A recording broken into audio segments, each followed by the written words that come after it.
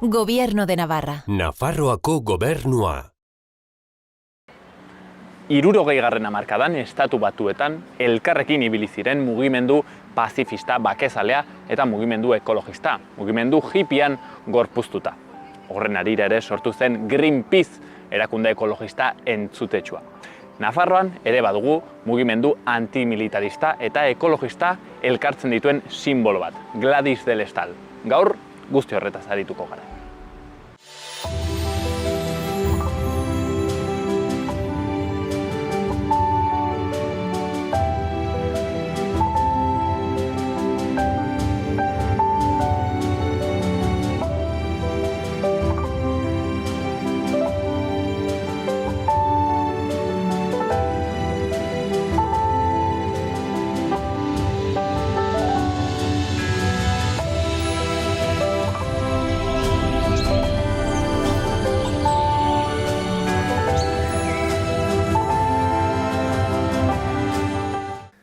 Belate, lurrazpiko entziklopedia naturala.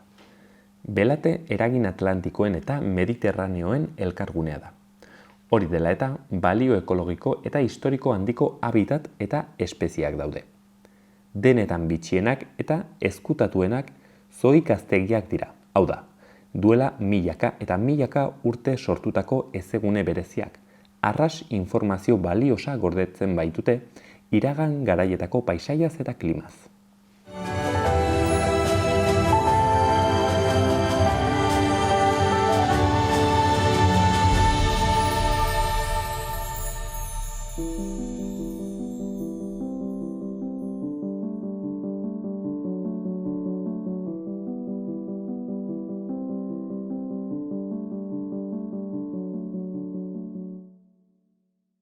Eta erran bezala gaurko saioan bakezaletasunaz eta ekologismoaren arteko lotura solasteko gure gonbidatua bikaina gaurkoan Txuri Oio, arratsaldeon. Baita zuri ere, Gorka. Txuri Oio bera antropologa da eta gainera orain berriki Gladys del Estalen inguruko ikerketa liburu batean ere parte hartu du. Beraz, berarekin egingo dugu hizketatxo hau. Eta Txuri, nonbaitetik hasteko galdetuko dizut ea ezagutzen ez duen publiko horrentzat zer gertatu zen 1979an Tuteran. Bai, ekainaren 3an ospatzen zen nazioarte mailan energia nuklearren aurkako jardunaldi bat. Bai? Orduan goizetik saiatu ginen iristen Tuterara eta istiluak hasi ziren sortzen, Guardia Zibilak, poliziak, ez zigutelako zuzten Tuteran bertan sartzea, baizik eta bialtzen ziguten aparkatzera zakurren ipor dira. Eta, hasi behar zuen baino beranduago hasi zen jaialdia, ekitaldia, eta goiza ongi joan zen, jai giro ederrean, kriston beroa egiten zuen, eta bazkaltzeko jendea bildu zen El Prado edo Ebroren zubi inguruan dagoen berdeune batean, eta han geundela, batean, inongo istilurik gabe eta horrela, sartu ziren Guardia Zibilak eta Polizia Nazionalak, tirokan, bai? Eta jende batzuk Zen erran duzun bezala, etzen mobilizazio indarkeriarik bat zuen edo? Ez, festa giroan bazkaltzeko garaian eta horrela. Eta Gladys eta talde bat nonbait eseri ziren Ebro zubiaren gainean eta han etorri ziren Guardia Zibila talde bat eta batekin zerbait hitz egin zuela edo ez zuela, baina tiro bat eman zioten lepoan atzetik eta berehala hiltzen. Gainera minutu batzuk edo ez zuten utzi jendeari beregana hurbiltzea eta babestea eta han odolustu zen berehala. Beraz, bertan hil zen Gladys del Estal gaur egun ikur bat bilakatu dena, ze adin zuen, por cierto, Txuri? 23 urte. 23 urte zituen Gladysek. Hau beti galdera zaila da, ze puntotaraino esan daiteke hau kasualitatea, kausalitatea zela, bueno, hemen ez dugu inongo ezer berri deskubrituko du orain elkarrizketa motz honetan, baina bueno, ez dakit, zure iritzia behintzat Txuri. Bai, kasualitatea ez. Inondik ere ez, postfrankismo hasiera horretan geunden, transizioa deitu zitzaion urte horietan, eta biolentzi izugarria zegoen, indarkeri handia instituzioen gandik, errepresio indartsua, pentsatzen genuen diktaduratik atera ginela, eta beste sistema bat posible izango zela, baina frankistak hor jarraitzen zuten instituzio guztietan, bai Guardia Zibilan, bai militaretan, bai judizialan, dena. Bai, instituzioetan. Eta orduan, errepresio handia zegoen, baina mugimendu soziala ere oso indartsua, bai lantegietan, bai beste mugimenduetan. Eta hau zen antimilitarismoa, ekologismoa, antinuklearren aldeko mugimendua oso fuertea zen. Orduan, hor beste mugimenduetan bezala, hor sartu ziren eta hor zerbait egin nahi izan zuten eta kasualitatea inondik ere ez. Nolabait ere tentsionatzen duzunean, ez? Biolentzia horrekin, indarkeria horrekin hainbertze, olakoak gertatzen dire, ez? Bai. Berdin du izan zen, eskapatu zitzaion nahita egin zuen edo, azkenean da, biolentzia hori aplikatzen duzunean mugimendu baten kontra, horrelakoak gertatzen dire, ez? Txuri, ez dakit laburrean, polizia horrek, erailketaren errudunak, ez dakit, pairatu zuen zigorrik? Ez, hau Martínez Salas edo Guardia Zibila orduan gazte bat zen, eta berari, onartu zen, berak oso evidentia zelako, berak egin zuela tiroa eta hil zuela, ez?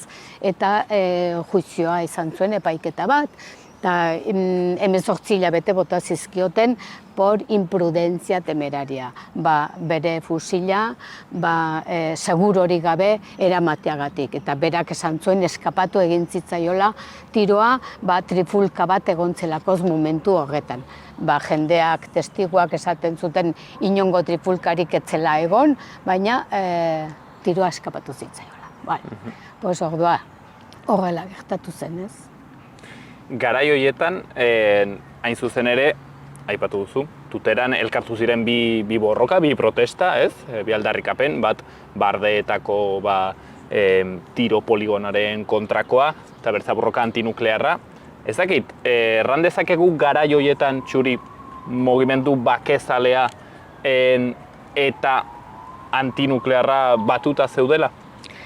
Bai, nik uste ezin direla bereiztu mugimendu antinuklearra, antimilitarista, armak egiteko bide garrantzizko eta bat zen nuklearrena, ez? Energia nuklearra oso arriskutsua zen. Ez zegoen kontrolatua inondik ere, eta ez dago kontrolatua, Fukushiman edo Txernobilen ikusi zen bezala. Eta oso arriskutsua zen, orduan, eta nork erabiltzen ditu armak, energia ondoren armak egitean, militarrak, orduan, energia nuklearra eta antimilitarismoa bat datoz. Eta bakezaletasuna noski baita ere, antimilitarismoaren atzean zer dago bizitza jartzea erdian eta ekologia eta natura eta hori indartzea, orduan hori ez dator bat militarismoarekin. Militarrak dira gaur egun kutsadurarik handiena sortzen dutenak, txikiziorik handienak egiten dituztenak, jende gehi izugarri hiltzen dutenak, orduan lotu beharra dago, ez? Bakezaletasuna bai, baina antimilitarismoa, antinuklearra eta ekologismoa eta beste guztiekin, ez? Tortzen zai burura orain, erran duzu, ez?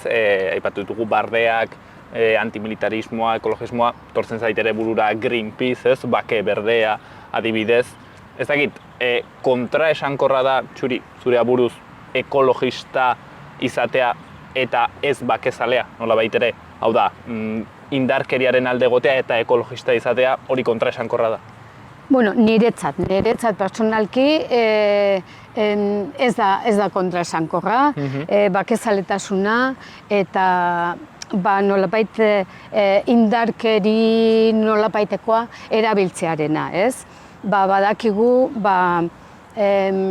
kolonialismoaren aurka, edo militarismoaren aurka, edo patriarkalismoaren, edo kapitalismoaren aurka, indarrarik ez baduzu erabiltzen, ez dela aldatuko ezer, ez?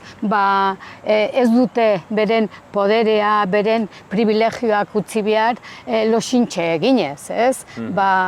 Ni egon nintzen gerra batean Nikaraguan, eta han esaten zuten un sistema de violencia con violencia se derriba, ez? Orduan, zure etxea okupatzen badizute, zure etxea apurtzen badizute, zer egin behar duzu? Babestu behar duzu, ez? Aurre egin behar diozu. Horreri, orduan, nik ez dut ikusten berezketa oso hori, ez? Batzuek egiten dute txuri, ez? Bakezaletasuna eta ez bortxa bereizten dituzte, ez? Adibidez, bizi mugimenduak iparraldean ez du esaten bakezaleak direlik, baizik eta ez bortxaren filosofia dutela, ez? Bereizketa hori egiten dute. Ez dakit nik bortxaren aldekoa ez naiz, nik armak erabiltzearen aurkakoa naiz, baina nire arma da gorputza eta mingaina, baina horiek indar gutxi dute beste podere handi batzuen ondoan, ez? Orduan hori erabiliko dugu lehendabiziko, ez? Baina hori ez bada aski, ni prest nago beste zerbait gehiago erabiltzera ere, ez? Egin beharko dizut txuri galdera polemikoa, ez? Handizak burutan dutena, beti hor, historian geratuko den galdera zai hori, Lemoiz geratuko zen indarkeriarik gabe? Bueno, hor dago galdera. Eta inork ez dugu jakingo, nik ez dut zientzia fikzioa egiten, ez? Eta, Tuterako zentral nuklearra etzen eraiki, ez dakigu Gladisen eriotza tartean zegoelakoz, edo zergatik, edo mugimendu antinuklearra oso indartsua zelakoz. Hori gelditu zen, baina Lemoiz ez zen gelditu, jarraitu zuen, eta mugimendu antinuklear hori indartsua izanik ere, ez zuen lortzen oraingoz edo ordungoz, ez? Baina sartu zen eta hil zuen horko ingeniaria, eta horrekin eta noski etak ere egingo zuen mugimendu sozial bat zegoelako zatzean aurrean edo gainean, ez? Eta hor lortu zen. Bueno, kasualitateak, denak dira nahastuak egoten direnak momentu horietan, ez? Elkartuak egoten direnak. Akaso ez da mugimendu bat etzen aski, baina denak beharrezko, ez da? Ari garela, bakezaletasunaz edo ez bortxaz, ekologismoaz, etorkizuna gero eta tentsoago, ez? Bihurtzen ari da, gero eta inestableago, ez egonkorragoa, violentzia maila badirudi gora ere igoko dela, ez? Inoizko arma gehien baditugu, inoizko artilugio, artifizio gehien, eta jendea asertuko da. Ez dakit, posible da txuri zure ustez etorkizunean indarkeria ekologista ikustea? Borroka armatu ekologista? Posible da halako zerbait gertatzea? Bueno, berriro esango dugu zientzia fikzioa ez dugula egin behar, inork ez dakigu zer gertatuko den, ez? Baina posible nik uste baietz, ez? Halako indarkeria daukagu, ez? Hainbeste hildako, ez? Melillan, Ukrainian, Yemenen, Palestinan, ez dakit hainbat tokitan, ez? Eta urteak joan eta urteak etorri eta gehitzen doa indarkeria hau, ez? Orduan, ikusten dugu hitzakin bakarrik ez dugula aski, eta hitzak ere nolapait bideratuak daude podere horietatik, ez? Begiratu nahi arazten digute, beraiek jartzen duten bidera, ez? Eta hortik ateratzen dena gaiztoa da eta indarkeria erabiltzen duena. Eta zer egingo dugu indarkeri potenteago horren aurrean. Gladisekin hasi gara eta Gladisekin bukatuko dugu, txuri. Gladys erail zuten ikur bat bilakatu da, ez? Zergatik da erreferente bat, Gladys? Bueno, erreferente bat izan zen gure belaunaldian, ez? Zentral nuklear hori bertan bera gelditu zelakoz, mugimendua indartu egin zelakoz eriotza horrekin, ez? eta ez bakarrik Euskal Herrian, baizik eta nazioarte mailan ere ikurra bihurtu zen, nolabait hazi bat, guretzat fruituak eman zituena, ikusi egin beharko da beste belaunaldi hauetan ere hazi horrek ematen dituen fruituak. Ez? Baina hazia zaindu egin behar da, lur emankorrean jarri behar da, ureztatu egin behar da, ongarritu, bestela usteldu egingo da hazia. Baina batzutan usteltzen denean ere simaur bihurtu daiteke hazia, ez? Orduan, nik uste jarraituko duela Gladysek eta nik ikusi nuenean zu bezalako gazteak Gladysen omenaldian Donostian, esan nuen, bueno, badago zerbait hemen esperantza bat, ez? Hortxen, Gladys, ikur bat, galdetu nahi dizut ere, ikur bat izateaz gain, erraten dute, adibidez, datuek erraten dute, aktivista, ekologistak edo makroproiektuen kontrakoak eta gaur egun munduan heriotza gehien duten aktivistetako batzuk direla, Berta Cáceres haietako ezagunenetako bat. Ezakit, nor dire gaur egun Txuri Gladys, nor da Gladys del Estal? Bueno, Gladys asko daude, ez, eta egon dira, beste batzuk ere, eta nik pixka bat ezagutzen dudanarekin ikusten dut adibidez Amazonian izugarrizko hilketak daudela, indigena pila bat hiltzen eta baztertzen ari direla, eta hor Berta Cáceres eta Gladys bezalako asko daudela, ez? Petrolerak sartzen direlakoz, beste industria batzuk, mineriak eta zer. Orduan,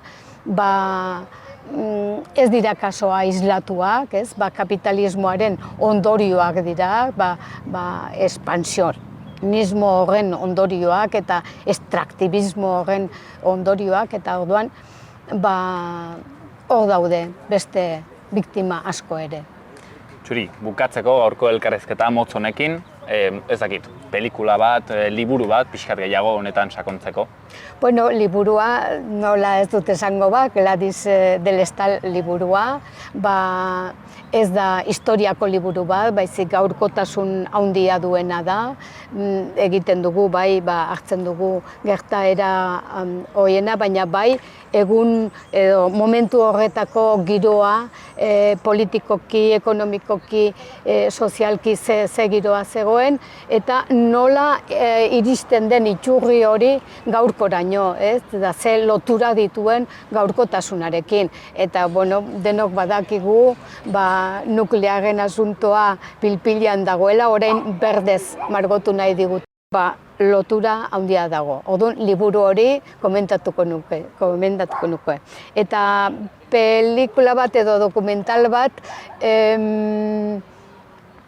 Riqueza por un tubo, nire lagun bateko Amazonian egin zuena, eta hori ere petroleran eta ostiak eta hori, eta indarkeri hori ikusteko egokia da. Beste asko daude, interneten jarri ekologiarekin lotutakoak eta pila bat daude. Hortxen, bi behintzat, irakurtzeko, ikusteko, entzuteko. Bi sugerentzia. Hemen utziko dugu, Gladysen liburu horrekin, aipatu duzun, Riqueza por un tubo, gomendio horiekin, Txuri Oio, erremezala antropologoa, liburu bat, aipatu duena berriki egina, edo horretan parte hartu duena, Gladys del Estalen inguruan, figura aski garrantzitsua eta oroitzea merezi duena. Txuri, eskerrik asko, elkarrizketa honagatik, plazer bat. Zuei ere, eta borroka hontan hor egoteagatik.